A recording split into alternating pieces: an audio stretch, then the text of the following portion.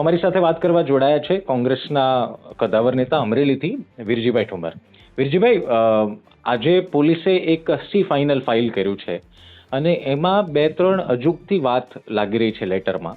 સૌથી પહેલા આપને એ લેટર વાંચ્યા બાદ જે સબમિટ કર્યો છે અમરેલી પોલીસે, આપની શું પ્રતિક્રિયા અને શું પાયલ ગોટીનો જે આખો મામલો છે એ આ અરજી અથવા તો જે ફાઇનલ નોંધ પોલીસે આપી છે એને જોઈને આપને શું લાગે છે?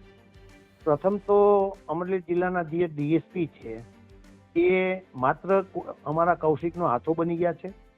કૌશિકે એને તદ્દન ખોટું કરાવડાવ્યું છે અને આ ખોટું કરેલું કૃત્ય એને જિંદગીમાં માફ નહીં થઈ શકે. જ્યારે પણ સરકાર કોંગ્રેસની આવશે અથવા ભારતીય જનતા પાર્ટીની વિરુદ્ધની સરકાર આવશે ત્યારે આ ડીએસપીને તો ડિસમિસ નહીં, એની ઉપર શું થશે કેવું પડશે, એની જિંદગીમાં જેલમાંથી ક્યારે બહાર નીકળી નહીં શકે. એક દીકરીને આવી રીતે બહાર કાઢવા, એને રસ્તા ઉપર ચલાવવા, પ્રેસ કોન્ફરન્સ કરે ત્યારે પાછળ ઉભા રાખવા, કયા પ્રકારનું કૃત્ય ચાલે છે? આ દેશમાં લોકશાહી છે કે કેમ? બંધારણ છે કે કેમ? આ બંધારણના ધજાગરા ઉડાડવાનું જો કોઈ કામ કર્યું હોય તો અત્યાર સુધીના ધારાસભ્યોમાં અમરેલી જિલ્લામાં ડોક્ટર જીવરાજ મહેતા પછી પહેલો વહેલો કૌશિક આટલું નીચ પ્રમાણે કામગીરી કરી છે એવું મારે જાહેરમાં કહેવું પડે તેમ છે. દેખાવમાં ડોલરીઓ છે, તદ્દન ખોટી રીતે વાતો કરે છે. તાજેતરમાં એમની એક ઓડિયો ક્લિપ પણ જાહેર થઈ છે.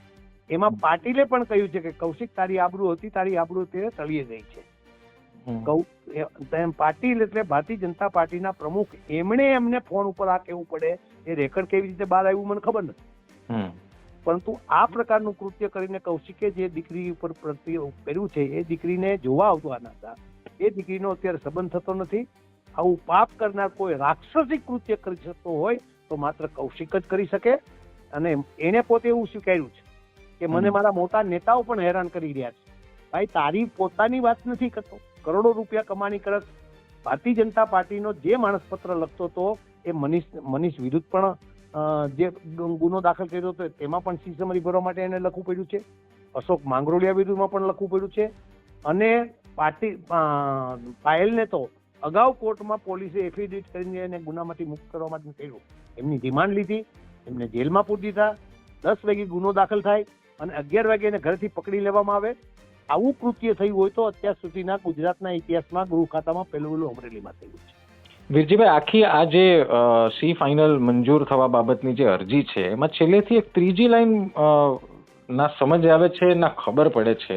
કારણ કે આવું તો કદાચ મને લાગે છે કોઈએ લખ્યું હોય, સાંભળ્યું હોય, મેં તો પહેલી વાર જોયું છે કે કલમ 338 મુજબનો ગુનો લગતો કોઈ પુરાવો મળેલ ન હોય, જે હકીકતની ભૂલથી કલમ એડ થયેલી. એટલે શું આવું તમે એક સામાજિક એક નેતા તરીકે ક્યારે સાંભળ્યું છે કોઈ પોલીસ ઇન્સ્પેક્ટર આવડા મોટા કેસમાં? તો આઈએસ ઓફિસર એટલે અત્યારે જે પત્ર લખનાર છે ડીવાયસપી છે, એ પણ આઈએસ ઓફિસર, આઈપીએસ ઓફિસર.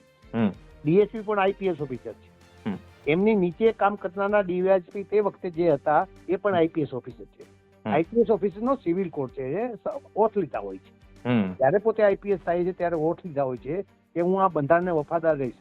બંધારણની વિરુદ્ધનું આ કૃત્ય કર્યું છે. આવો ગુનો બનતો નથી એમને ખબર અત્યારે પડી છે, ત્યારે ખબર નથી પડી તો પોલીસ અધિકારી રહેવાનો અધિકાર નથી. એને રાજીનામું આપી અને કૌશિકને કહીને અમરેલીની જનતાની માફી માંગી લેવી જોઈએ બધા અધિકારીઓએ.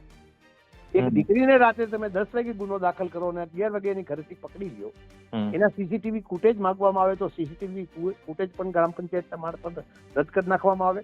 એમને પકડીને જે ભાઈ મનીષને માર્યા છે એ પાયલ બોલી હતી. પાયલ ઓફિશિયલ રેકોર્ડ ઉપર બોલી છે કે મનીષભાઈને મારી સામે પગના તળિયામાં અનેક માર્યા અને મને કહ્યું કે પાયલ તું પણ ગુનો કબૂલ કરી લે, નકર તને પણ આ પ્રકાર મારવામાં આવશે. પછી પાયલને પણ મારી. આ પ્રકારનું કૃત્ય થયું હોય તો મને લાગે છે બંધારણનો તો ધજિયા ઉડાડ્યા છે. આ બંધારણની વાત કરનારા લોકો ખોટી વાતો કરનારી ભારતીય જનતા પાર્ટી છે. અત્યારે સ્વદેશીનો નારો લગાડે છે. એક ભાજપના સ્ટોલ ચાલે છે અમરેલીમાં. અમરેલીમાં પણ પત્ર લખ્યો છે, બધે ચાઇનીઝ ફટાકડા વેચાઈ રહ્યા છે.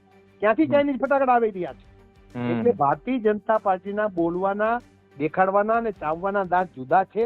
આ પાયલ ઉપર જે કૃત્ય કર્યું છે એ જિંદગીમાં માફ ન થઈ શકે તેવું કૃત્ય છે.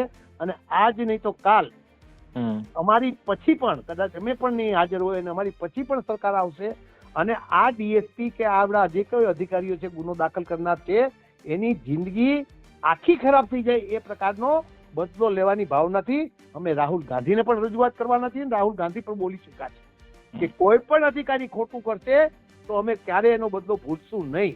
એવો જ બદલો અમે લેવાના છીએ. ડીએસપી ને હજી પણ હું કહેવા માંગુ છું આપની મારફત, આપની ચેનલ મારફત, કે તમે ચેતી જાઓ, કોઈનો ઈશારો બનીને ન ચાલો. સંજીવ ભટ્ટનો કોઈ પણ જગ્યાએ વાંક ન હોવા છતાં સંજીવ ભટ્ટે આ જેલ કાપી ગયા છે. ત્યારે તમે તો દોષિત છો, તમે પોતે લેખિતમાં દોષિત થઈ રહ્યા છો. તમને માફ થઈ શકવાનું નથી.